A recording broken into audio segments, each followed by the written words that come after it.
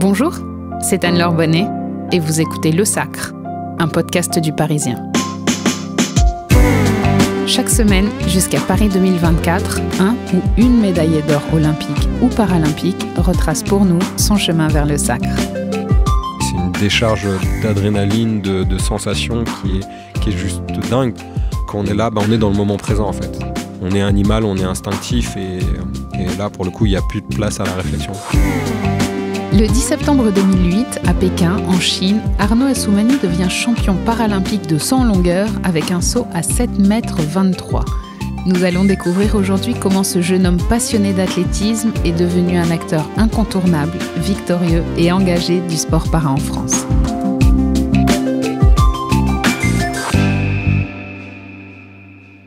Bonjour Arnaud Assoumani. Bonjour Anne-Laure. Elle est rangée où votre médaille paralympique ? Alors là, elle n'est pas rangée, elle est dans un sac emballé et protégé quand même.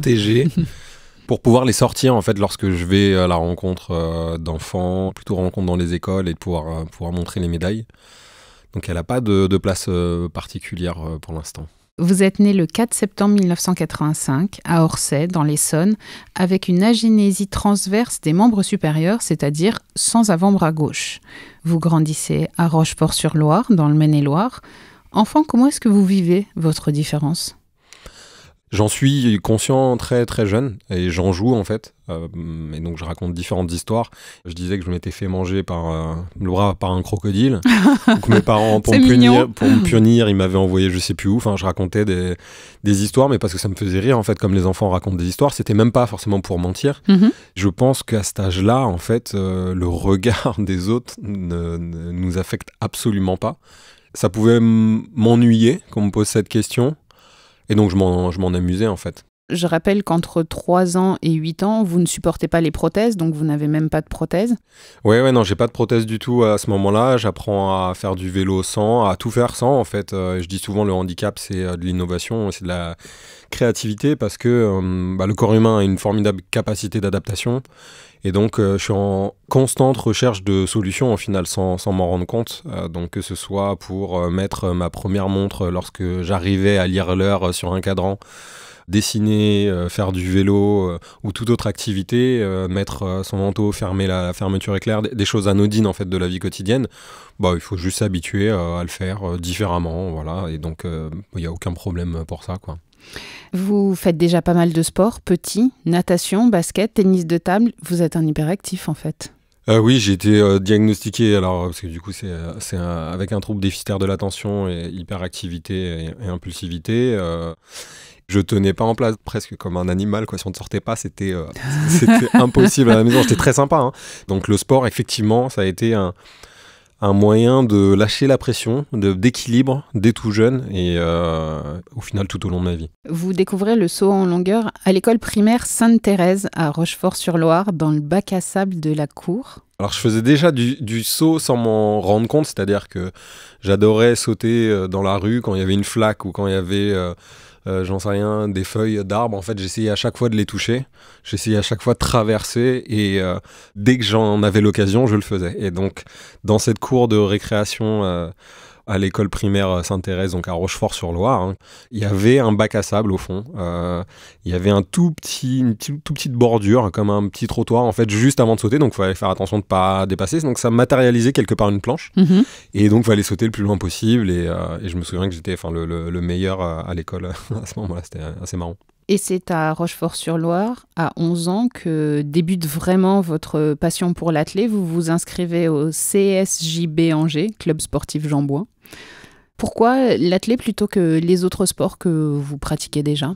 Il y a quelque chose de complètement irrationnel là-dedans. Je regardais la télé quand j'étais à la maison, à l'âge de 5 ans. C'était les championnats du monde à Tokyo. En 91. En 91, Mike Powell contre Carl Lewis.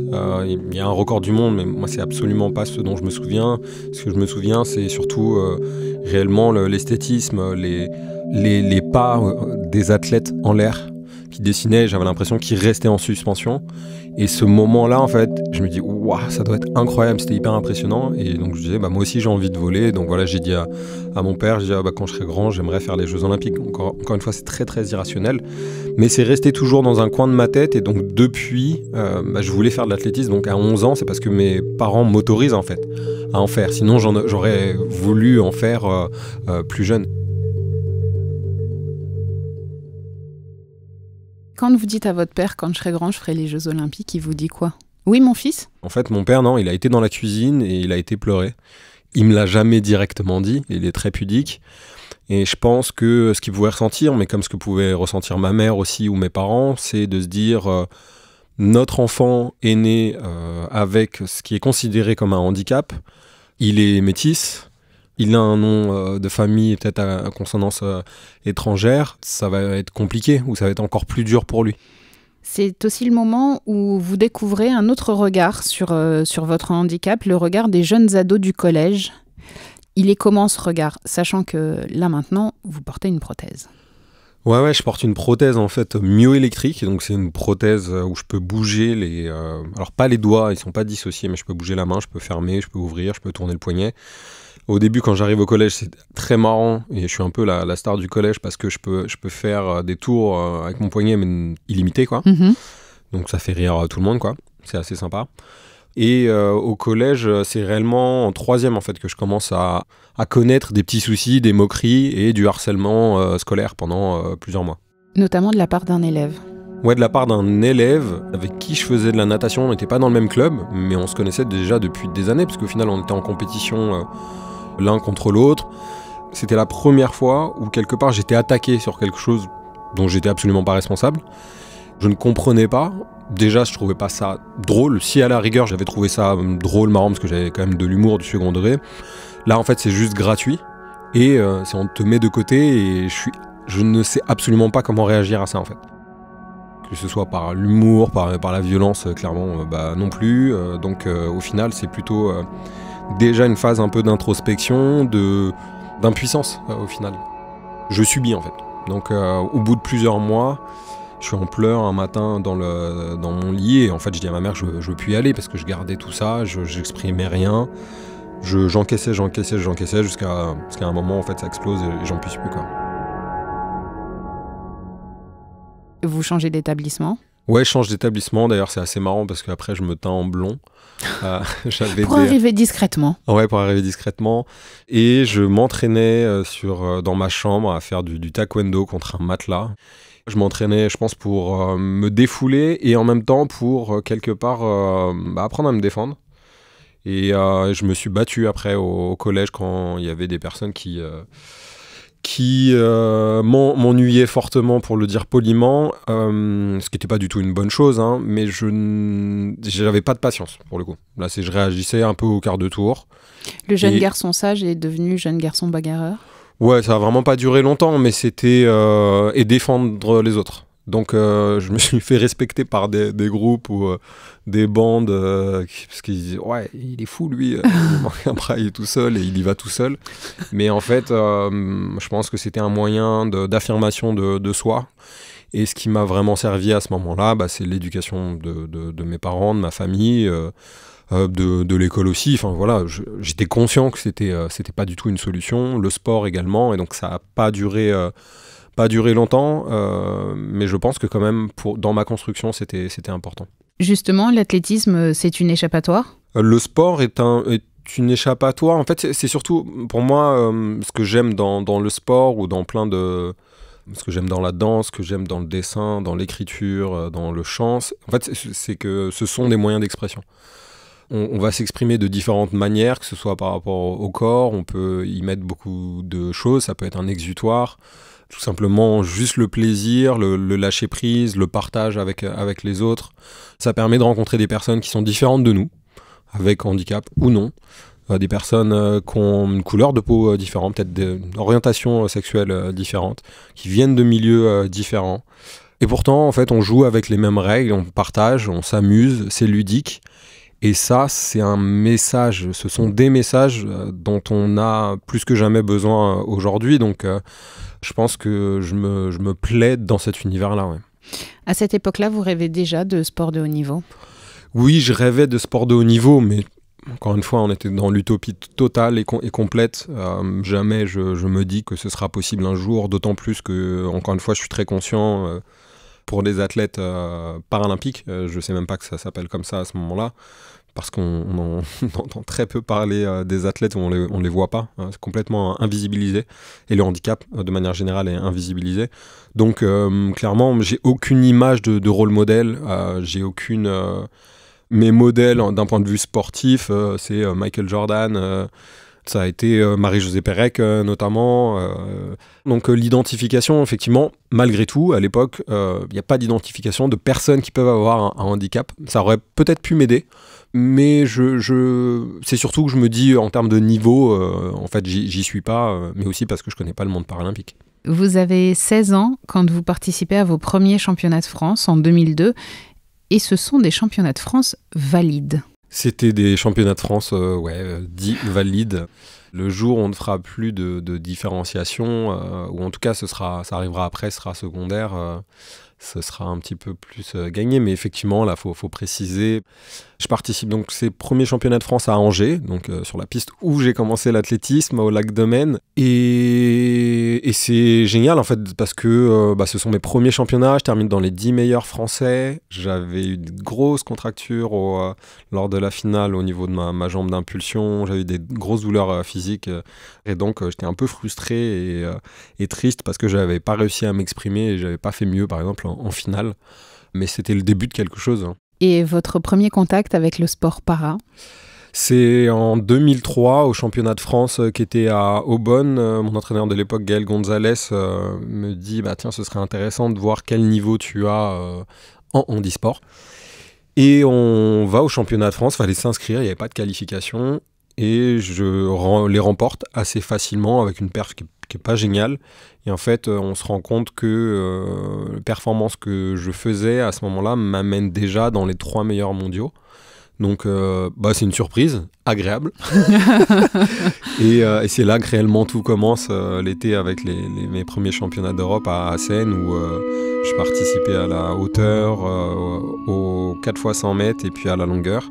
Et au final, c'est à la hauteur où j'ai fait mes meilleurs résultats. Je bats le champion du monde à l'époque et en longueur, je fais 2e. Et en fait, je bats tous mes records la semaine après ces championnats d'Europe-là.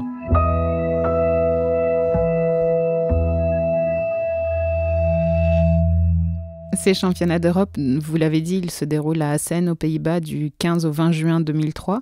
Et c'est en pleine révision du bac français. Oui, exactement. Ouais, c'est vrai que c'est en pleine révision du bac français.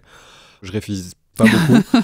On est dans des espèces de mobil-home. On doit être 5 dans le mobil-home. Moi, j'ai un lit donc simple par terre. C'est une période. C'est sympa comme condition pour des championnats d'Europe. Ouais, complètement. Non, mais c'est le camping. Mais moi, je découvre. Donc, j'ai 17 ans. Je découvre un univers assez fascinant qui fait un peu peur au début, en tout cas, qui impressionne plus que peur, mais qui est impressionnant et où je me dis, mais moi, j'ai pas de handicap, qu'est-ce que je fous là ? Je vois des personnes double amputées, quadruple amputées, des personnes en fauteuil, des personnes non-voyantes. Et j'avais jamais vu ça. Je me dis, c'est la cour des miracles ici. Et je me dis, j'ai jamais vu autant de personnes avec différents types de handicap. Mais parce que déjà, on les voit moins en fait dans la société.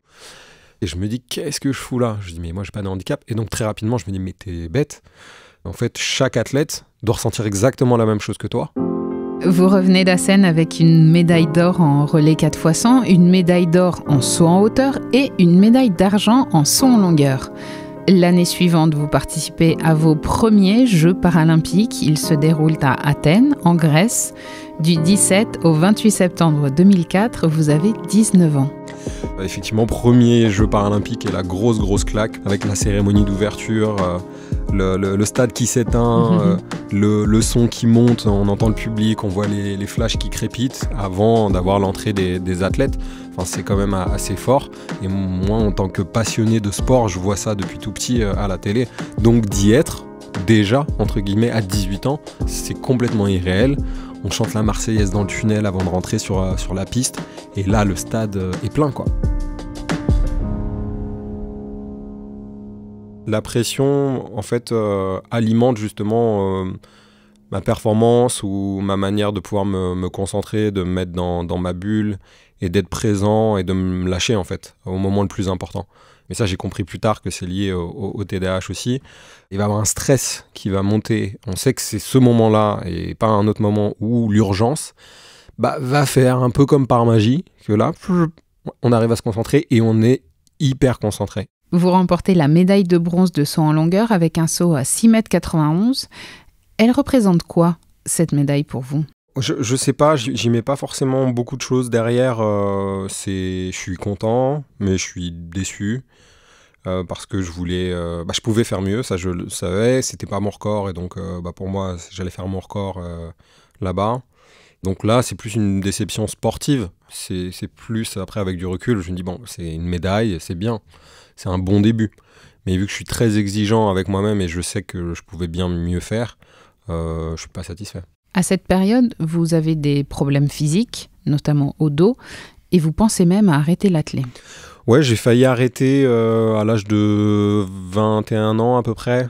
Je portais un corset souple pour le saut en hauteur. J'avais des grosses douleurs déjà depuis quelques mois au dos et qui passaient pas en fait, qui duraient. Il y a plein de moments où je pouvais pas sortir de chez moi, je pouvais pas aller en cours. Je faisais des études de cinéma à ce moment-là. Je pouvais pas mettre mes chaussures et faire mes lacets tellement j'avais de douleurs. Et donc, c'était de commencer avant une séance, en fait, de devoir voir le kiné, mettre de la crème chauffante, faire du gainage, des abdos, et ensuite pouvoir juste commencer à faire un footing. Ouais, c'est pas marrant, quoi. C'est pas hyper fun. Mais malgré cela, vous décrochez votre premier titre mondial à Assen, toujours aux Pays-Bas, lors des championnats du monde qui se déroulent du 2 au 10 septembre 2006. Racontez-nous cette compétition. En fait, c'est peut-être un des moments où je suis le moins bon en termes de perche. J'ai fait la même performance que ce que j'avais fait à Assen 3 ans avant. C'est-à-dire 6,76 m, ce qui est un peu nul. Loin de votre record. À ce moment-là, mon record, c'était 7,11 m, donc voilà. Mais surtout, je progressais plus. Et en fait, j'avais d'autres problèmes. Je me souviens, j'avais mal aux genoux, j'avais des douleurs partout. Mon grand-père, je pense, était en meilleure forme à ce moment-là que moi. Et je gagne, voilà. Enfin, c'est comme on dit, un championnat, il faut le gagner, c'est pas forcément la perche. Je gagne. Et ça change un petit peu les choses. Alors, je perds toujours de l'argent. Hein. Justement, vous avez 21 ans et c'est une période qui est difficile financièrement.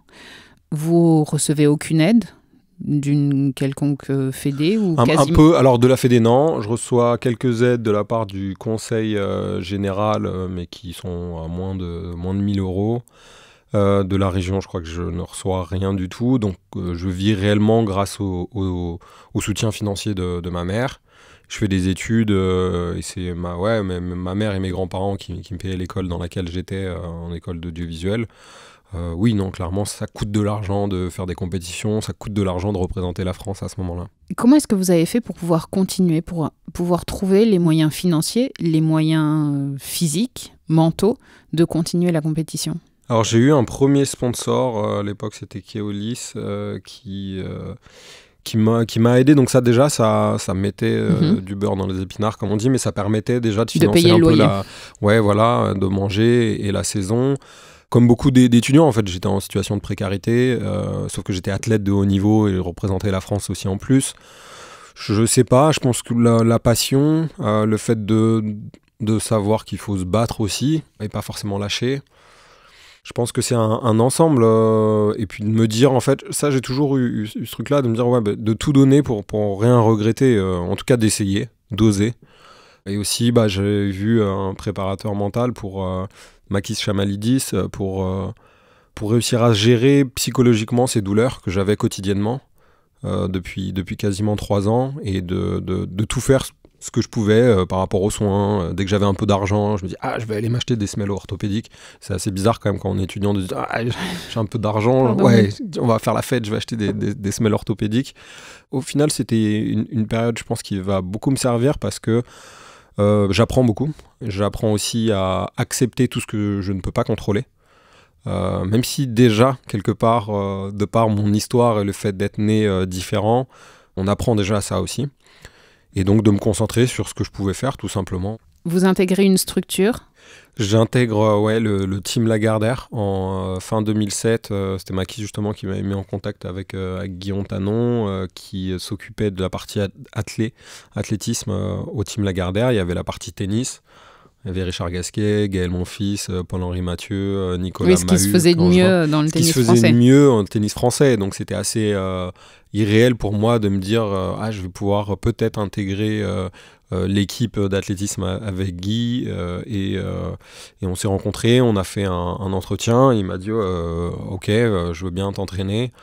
Et en fait, à partir de ce moment-là, moi dans ma tête, je me dis ok, je remets tout à zéro parce que je progressais plus en termes de performance. Je savais que je me dis j'ai un bon potentiel, je sais pas jusqu'où. Et je progresse très vite en fait. J'ai plus de douleur au dos, je suis avec les meilleurs sprinteurs français.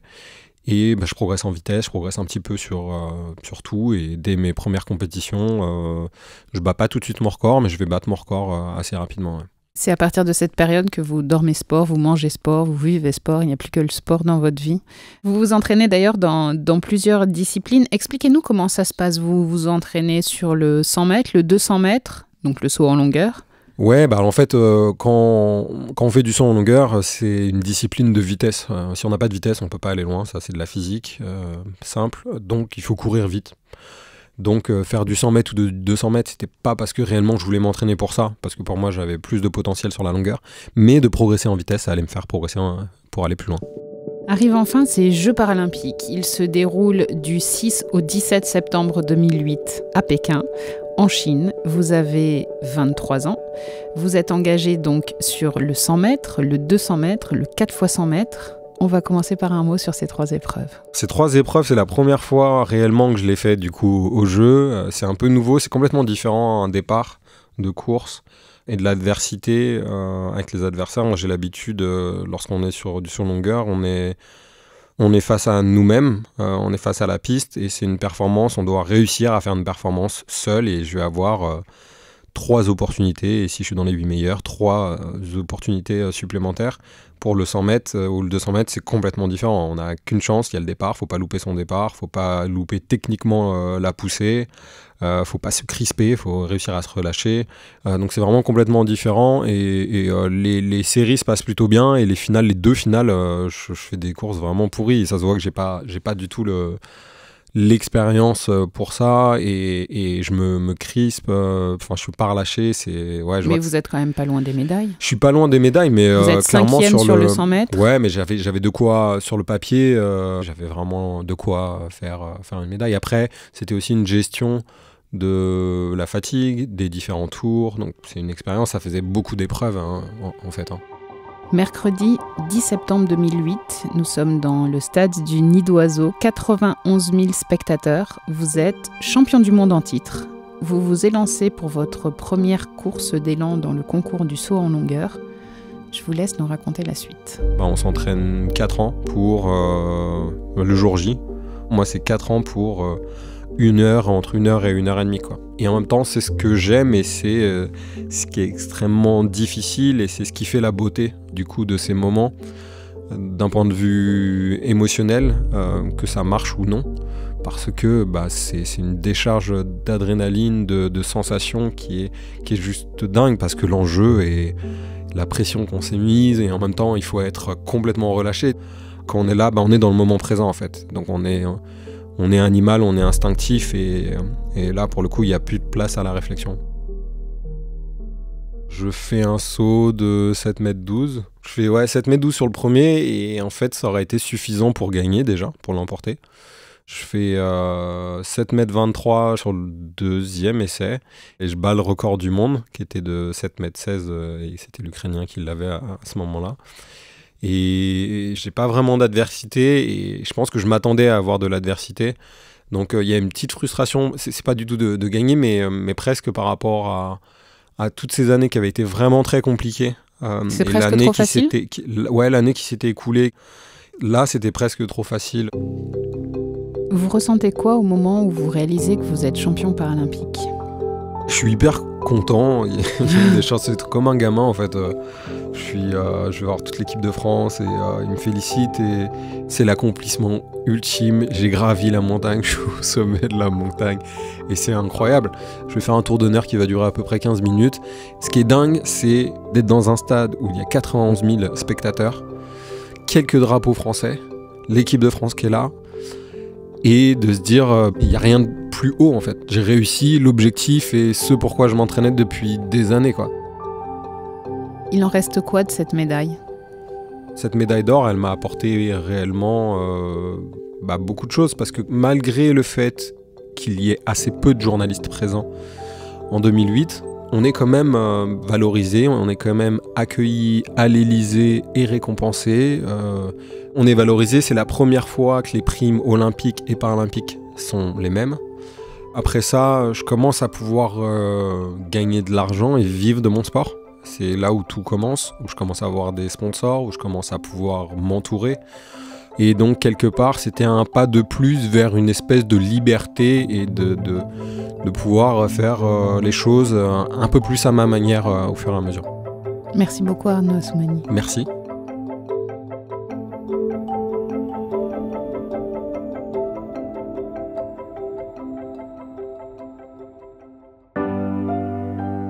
Vous venez d'écouter Le Sacre, le podcast Jeux Olympiques du Parisien. 24 épisodes jusqu'à Paris 2024 à retrouver sur toutes les plateformes.